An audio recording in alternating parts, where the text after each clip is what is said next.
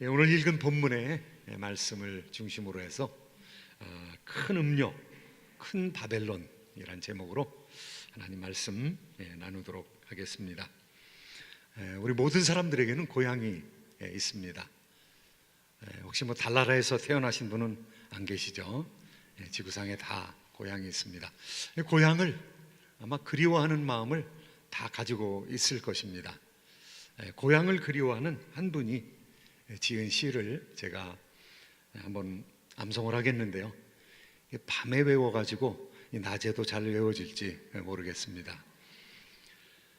산이 겹친 내 고향은 천리련 많은 자나깨나 꿈속에도 돌아가고파 한송정가에는 외로이 뜬 달 경포대 앞에는 한 줄기 바람 갈매기는 모래 위로 흩어졌다 모이고 고깃배들은 바다 위를 오고 가리니 언제나 고향길 다시 밟아가 색동원 입고 앉아 바느질 앓고.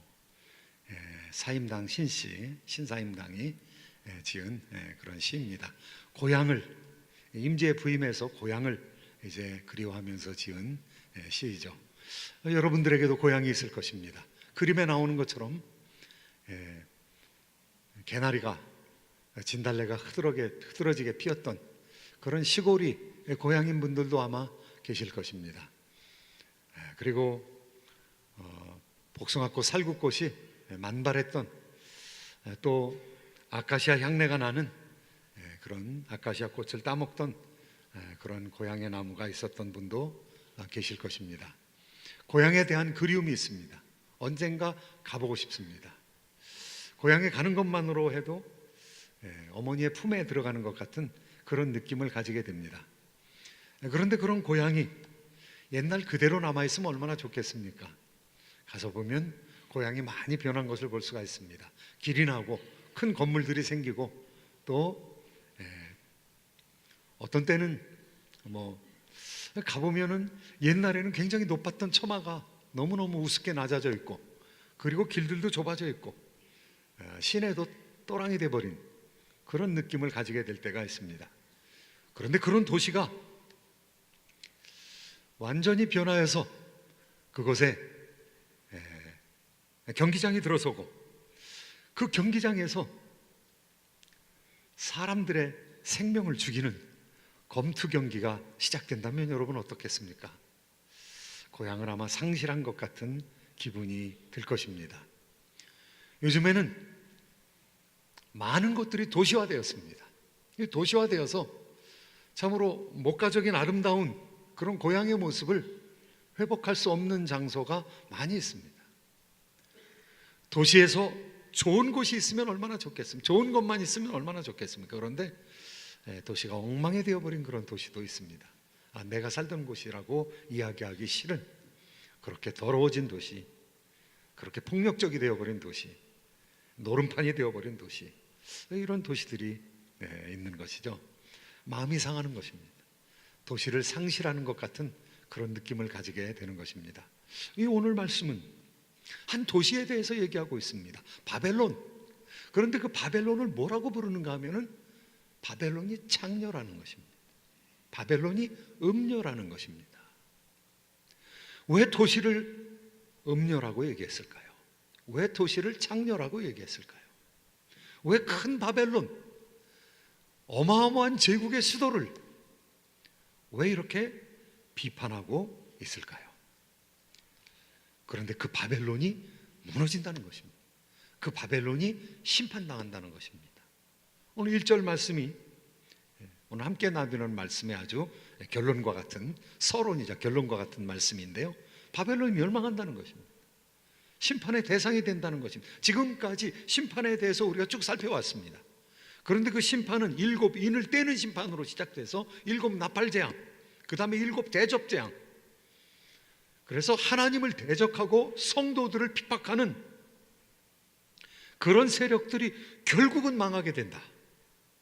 그런데 바로 대접재앙을 가져왔던 그 천사가 바벨론이 망하게 될 것이다, 이 음녀가 망하게 될 것이다, 이렇게 얘기하고 있습니다. 7장 1절 말씀, 17장 1절 말씀 한번 다 같이 읽으시도록 하겠습니다. 시작. 또 7 대접을 가진 7 천사 중 하나가 와서 내게 말하여 이르되 이리로 오라. 많은 무리에 앉은 큰 음녀가 받을 심판을 내게 보이리라. 많은 물은 열국과 백성과 언어와 방언들, 이 수많은 민족들을 얘기하는 거죠. 민족을 배경으로 하는 그런 도시가 바벨론이라는 것이죠. 그 도시가 음녀라는 것이죠. 그 음녀가 망하게 된다는 거죠. 그 도시가 무너지게 된다는 것이죠. 심판으로 말미암아 무너지게 된다는 것이죠. 대접 심판을 가져왔던 동일한 천사가 지금 큰 성 바벨론이 무너지게 된다는 그런 소식을 전하고 있습니다. 이것은 이전에 나왔던 대접 심판, 나팔 심판, 인을 떼는 심판, 이 심판을 더 자세하게 지금 이야기하고 있는 것입니다.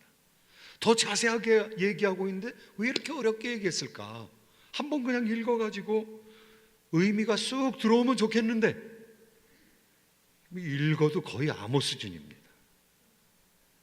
이 이야기가 어렵습니다. 왜 그랬을까요? 일부러 그런 겁니다. 일부러. 왜냐하면 예수 안 믿는 사람이 몰라보게. 지금 이 바벨론은, 지금 있는 바벨론은 로마거든요. 로마. 그런데 로마가 망한다는 얘기를 하고 싶은 거거든요. 하나님께서 그렇게 계시했거든요. 로마가 망한다는 얘기를 그냥 드러내놓고 이야기하면 사도 요한이 죽는 것은 물론이요, 그 책을 읽는 모든 사람들이 혁명분자로 다 죽게 돼 있는 것이죠. 그러니까 전부 암호로 바꿔가지고 지금 얘기하고 있는 것입니다. 바벨론 음녀로 표현하고 있고요. 그런데 자세히 보면 그 음녀가 누군지 정체를 알 수가 있는 것이죠. 그럼 바벨론을 왜 음녀라고 부르고 있습니까? 도시 문명이 얼마나 멋있습니까? 우리가 살아가고 있는 LA가 얼마나 멋있는 곳입니까? 산타모니카 비치, 이 해변이, 아름다운 해변이 있고요. 그 해변을 배경으로 해서 동쪽에 높은 언덕들, 좋은 언덕들이 있고요. 그 언덕에서 조금 더 나가면 게티 뮤지엄, 아주 놀라운 뮤지엄이 공짜로 들어갈 수 있는 거. 주차장 파킹 요만 내면은 그냥 들어갈 수 있는 그런 뮤지엄들이 여기 LA에 깔려 있는 거죠. 그리고 극장들, 그리고 거대한 스타디움들. 제가 한 2번 USC가 다른 학교하고 이렇게 제가 USC 다닐 때 그거 다녔다는 이유로 운동장에 메모리얼 콜로시움에 축구를 보러 갔습니다. 풋볼을 보러 갔습니다. 풋볼 보러 갈 때는 USC 잠바를 이렇게 뻘건 잠바를 떡 걸치고 어디서 입고 다니기 힘든 그 색깔을 걸치고 가서 사람들이 막 응원을 합니다. 그리고 이기면은 너무너무 좋죠. 그러면 또 더 커다란 스타디움에 나가서 경기할 수 있기 때문에 뭐 로즈볼이나 뭐 어디 다른 곳에 더 갈 수 있기 때문에 더 재밌죠. 경기에 이기면 뭐 선배들이 많이 도네이션을 하죠. 그리고 라디오 방송을 또 뭐 텔레비전 방송을 더 할 수 있으니까 중계료도 엄청나게 챙길 수가 있죠. 그래서 사업으로 학교들이 그렇게 하고 있죠. 그런 재미있는 것들이 있는 그 도시, 이 도시를 왜 음녀라고 했을까? 도시를 왜 장녀라고 했을까? 도시의 정치적인 특성 때문에 그렇다는 것입니다. 이 도시의 정치가 잘못되어 있다는 것이죠. 그럼 정치가 뭐가 잘못됐습니까? 오늘 하나님의 말씀이 뭐라고 얘기하고 있는지 한번 읽어보도록 하겠습니다. 2절 말씀 함께 읽습니다. 2절 말씀 함께 봅니다. 시작. 땅의 임금들도 그와 더불어 음행하였고 땅에 사는 자들도 그 음행의 포도주에 취하였다 하고, 이 바벨론이 음녀가 되었다는 거지. 바벨론이 음녀인데 다른 사람들로 취하게 했다는 것이죠. 이 다른 사람들로 정신을 못 차리게 했다는 것이죠. 여기 나오는 단어가, 중요한 단어가 땅의 임금들, 땅의 임금들 8번 나옵니다. 계시록에서. 그 다음에 땅의 거주자들, 땅에 거주하는 백성들 10번 나옵니다. 의도적으로 쓴 단어입니다. 로마 제국은요, 많은 나라들을 거느리고 있는 것이죠. 다 정복해가지고 뺏은 나라들입니다. 이 로마 제국을 다스리고 있는데요, 수많은 왕들을 복속시킨 것이죠. 임금들, 정치가들이 복속되어 있는 것이죠. 그리고 정치가들이 조공을 바치는 것이죠. 그리고 바벨론, 이 로마를 중심으로 해서 이 이태리에 있는 로마 제국, 그 안에 있는 수도를 중심으로 해서 다 연결되어 있는 것이죠. 정치적으로 연결되어 있는 것이죠. 그리고 마음대로 반역하지 못하는 것이죠. 그 나라에서 수많은 물건들을 가져왔습니다. 그리고 자기가 원하는 사람들을 정치가로 꼽습니다. 마치 빌라도 총독을 로마의 왕이 정해주는 것과 마찬가지입니다. 총독을 바꾸는 것과 마찬가지입니다. 왕을 세우기도 하고 폐하는 것과 마찬가지입니다. 강력한 권세를 가지고 있습니다. 그런데 그 강력한 권세가 뭐에 의거하고 있느냐 하면 폭력에 의거하고 있다는 것이죠. 폭력적인 왕국이라는 것이죠. 그 폭력을 통해서 많은 재물을 긁어모았다는 것이죠. 폭력을 통해서 제국을 이루었다는 거죠. 제국주의를 한다는 것이죠. 그리고 수많은 사람들을 노예로 삼고 있다는 것이죠. 그리스나 로마나 노예 경제죠. 품삯을 주지 아니하고 노동을 착취한 것이죠.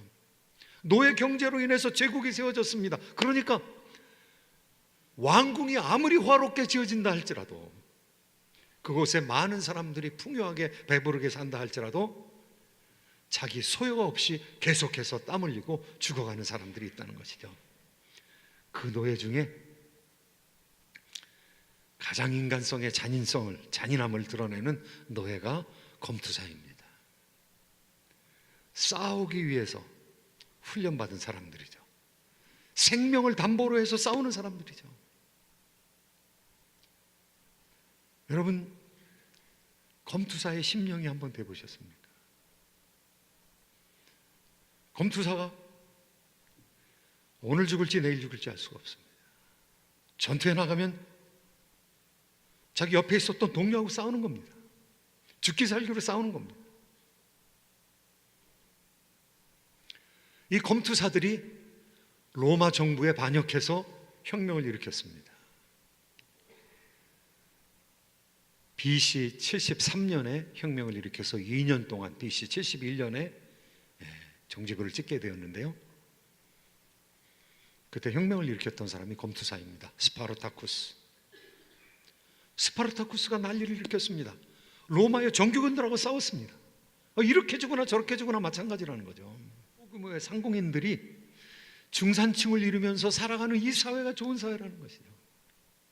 어마어마하게 발전하고 한쪽에서는 어마어마하게 부유하지만 한쪽에서 가난해가지고 자기의 삶을 지탱할 수 없을 정도로 약화된 사람들이 있는 곳, 자기의 자녀들을 교육시킬 수 없어서 가난을 대물림할 수밖에 없는 이런 시대는 하나님께서 원하시는 시대가 아니라는 거예요. 이런 문명은 하나님께서 비판하는 바벨론이라는 것이죠.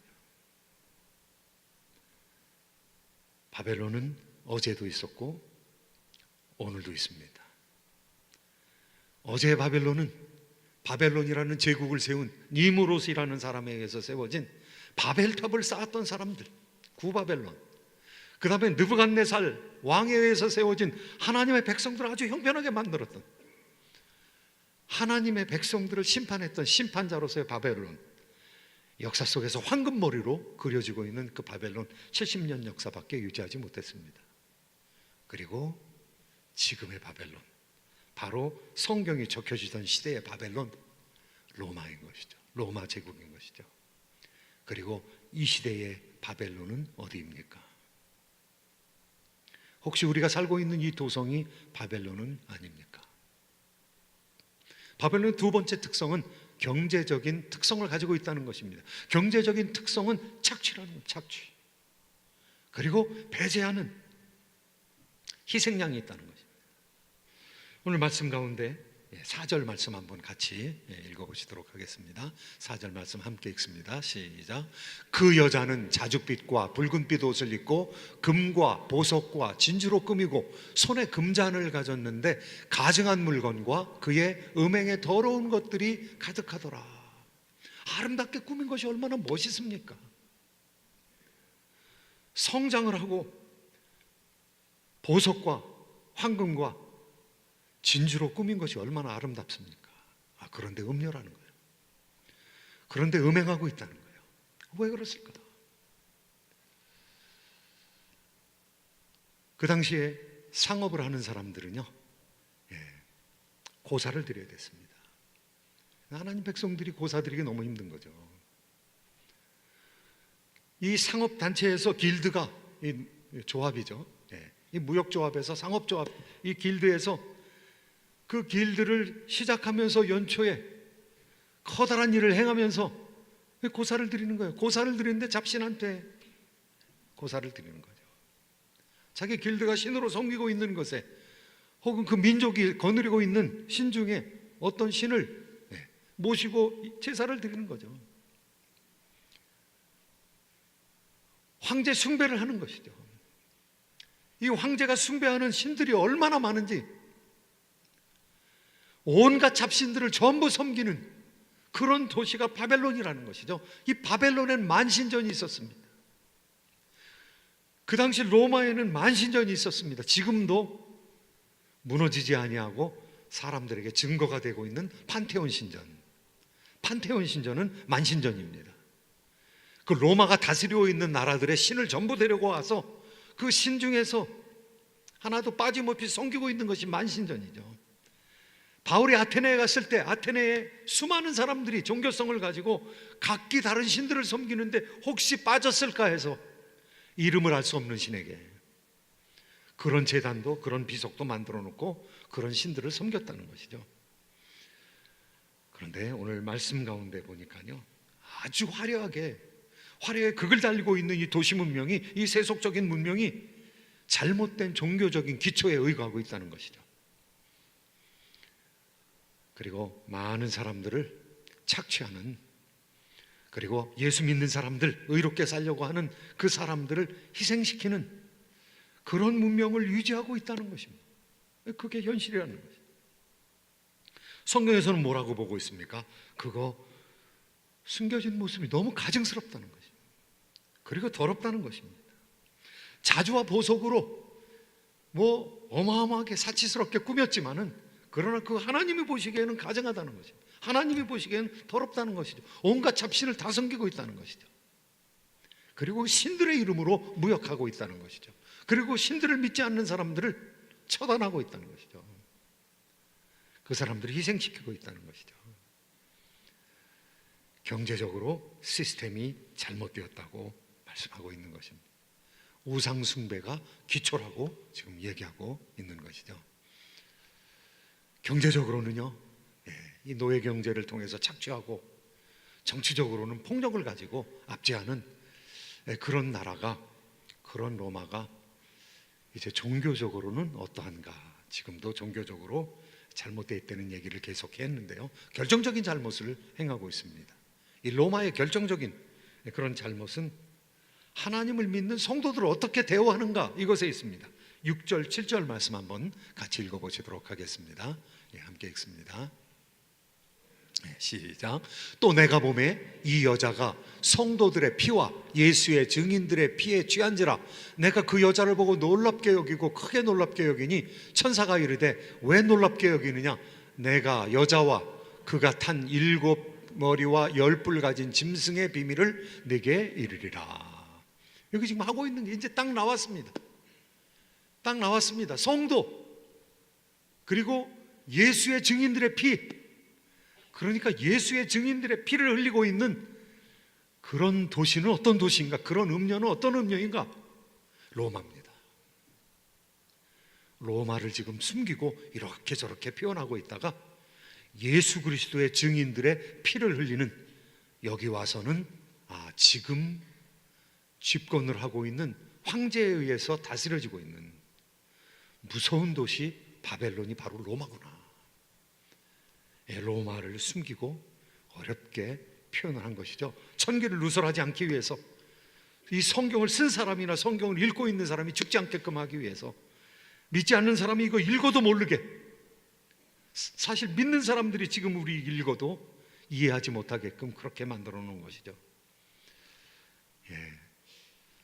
우상 숭배를 하고 있는 그런, 그 정도의, 제국을 통치하기 위해서 이런 종교 저런 종교 다 인정할 수 있습니다. 그런데 기독교가 왜 핍박을 받았는가 하면, 기독교는요, 만주의 주 되시고 만왕의 왕 되신 분은 예수 그리스도밖에 없다는 거거든요. 그분은 황제 위에 있다는 거거든요. 하나님께서 황제도 다스린다는 것이거든요. 황제는 사람일 뿐이라는 것이거든요. Human, only human. 그냥 인간은 인간일 뿐이라는 것이거든요. 황제는 신이 아니라는 거거든요. 그 황제 경배할 수 없다는 거거든요.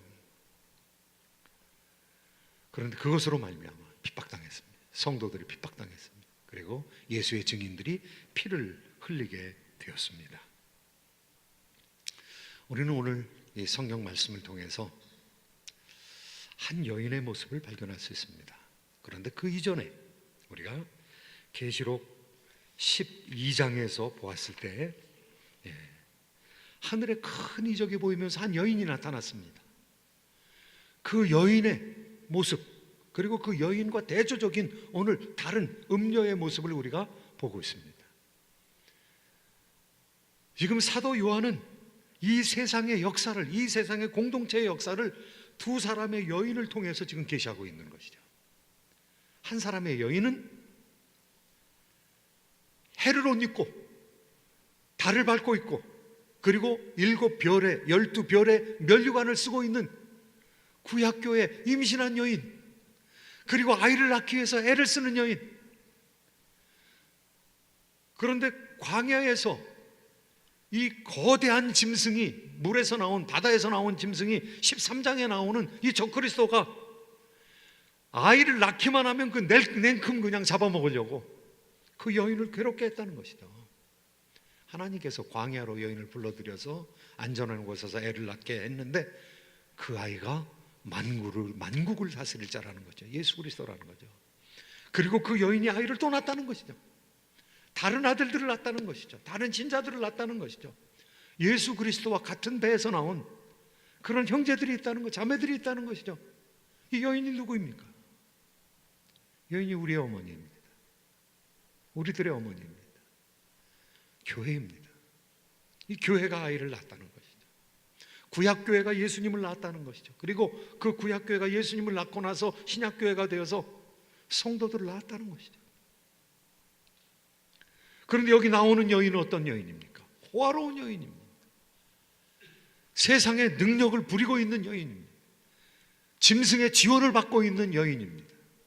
바벨론이라는 거죠. 정치적으로는 수많은 사람들을 폭력으로 괴롭게 하고, 그리고 경제적으로는 착취를 일삼고, 종교적으로는 예수 그리스도를 믿는 자를 죽여버리는, 그리고 그 피에 취해 있는, 그리고 수많은 사람들, 땅의 왕들과 땅의 백성들을 부리고 있는 영이라는 것이죠. 취하게 하는 그런 여인이라는 것이죠. 이 세상의 역사는 두 여인의 역사입니다. 하나는 바벨론의 역사이고요, 또 하나는 예루살렘의 역사입니다. 우리는 교회를 새 예루살렘이라고 합니다. 완성된 교회를 새 예루살렘이라고 합니다. 이 세상에 어떤 도시든지, 세속도시, 사람을 타락하게 하고 백성들을 타락하게 하고 핍박하는 그 도시를 우리는 바벨론이라고 합니다. 무너졌도다 무너졌도다 큰 성 바벨론이요. 로마 제국은 망해버리고 말았습니다. 기독교가 전파된 지 400년이 되어서 300년 만에 기독교가 전파되었고요. 그리고 로마 제국에서 기독교가 국교로 인정함을 받았지만은 타락한 습성은 계속 남아 있었어요. 바벨론의 속성은 계속 남아 있었습니다. 기독교가 잠깐 나라와 타협을 하고 콘스탄틴 대제에 의해서 기독교가 공인되었지만 다른 이교적인 요소들은 얼마든지 남아 있었습니다. 410년에 로마가 함락됐습니다. 고트족에 의해서 함락되었습니다. 함락되고 나서 이 기독교인 때문에 이거 함락됐다 이렇게 얘기했는데요,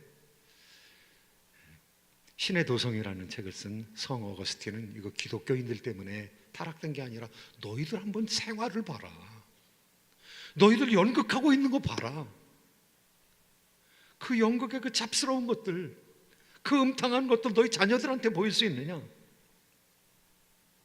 고토족이 들어왔지만 교회로 피한 사람들은 다 살지 않았느냐?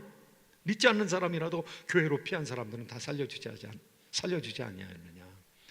410년 고토족이 쳐들어오고 난 다음에 66년 후에 476년에 로마는 멸망했습니다. 콘스탄틴 대제는 동로마로 가서 비잔틴 제국을 세웠습니다. 비잔틴 제국이 그래도 기독교적인 그런 배경에 의해서 오랫동안 1453년까지 유지가 되었습니다. 그리고 이슬람에 의해서 또 무너지고 말았습니다. 하나님께서 이슬람한테 그냥 허락하신 것이죠. 제국으로서 영적인 백그라운드를 상실했기 때문에 그냥 허용하고 만 것이죠. 사랑하는 성도 여러분, 이 세상 나라, 이 세상 바벨론이 무너진다 하더라도, 이 세상의 로마 제국이 무너진다 하더라도 우리가 어디에 속해 있는가? 이거 우리가 따져봐야 되는 것이죠. 교회는 무너지지 않습니다. 교회는 예수님 재림할 때까지 무너지지 않습니다. 왜냐하면 비록 부족하고 연약하다 하더라도 하나님께서 우리를 도우시기 때문에 그렇습니다. 문제는 내가 어디에 속해 있는가, 이게 문제인 것이죠. 내가 바벨론에 만족하며 바벨론을 나의 나라라고 생각하고 있느냐, 아니면 새 예루살렘, 하나님께서 완성시키는 예루살렘, 그리고 우리가 이 땅에 들어와서 살고 있는 이 교회를 나의 어머니로 삼고 교회에서 봉사하고 충성하고 천국에서 우리가 이룰 삶을 미리 연습하며 살아가고 있는가? 나는 어디에 속해 있는가? 사랑하는 성도 여러분, 우리에겐 다 고향이 있습니다. 어머님의 품 같은 고향이 있습니다. 그런데 10년, 20년, 30년, 60년, 70년 살아오면서 혹시 고향에서 너무 멀리 떠나오지는 않았습니까? 어머님의 품에서 혹시 멀리 떠나오지는 않았습니까? 바벨론에 혹시 너무 깊숙이 들어가지는 않았습니까? 혹시 우리가 바벨론의 시민으로 생각하고 그곳에 만족하며 살아가고 있는 것은 아닙니까? 우리가 가지고 있는 천국 시민권의 그 중요함에 대해서 좀 약한 생각을 가지고, 미약한 생각을 가지고 살아가는 것은 아닙니까? 우리가 돌아갈 본향이 있습니다. 하나님을 믿는 사람들에게는요, 믿음의 본향이 있습니다. 어머니의 품과 같은 그 도시가 우리를 기다리고 있습니다. 예수 그리스도께서 왕의 왕이 되셔서 하나님과 예수 그리스도께서 날마다 통치하시고 그분의 빛 때문에 태양이 필요 없는 그런 도성이 우리를 기다리고 있다는 것이죠. 그런 새 예루살렘이 우리가 주민으로서 거기서 살아가게 된다는 것이죠. 거기서 상속을 받게 된다는 것이죠. 그래서 이 땅을 살아가면서 이 땅을 나그네와 행인같이 살아갈 수 있어야 된다는 것이죠. 어렸을 때 여러분을 부르신 어머님의 목소리를 들으셨습니까? 누구야? 이제 들어와 밥 먹어라. 갈 곳이 있는 사람은 행복한 사람입니다. 많은 어린이들이 마당에서 뛰어놀고 있다가, 동네 마당에서 뛰어놀고 있다가 그 뛰어놀고 있는 어린이 가운데서 부르는 어머니가 없다면,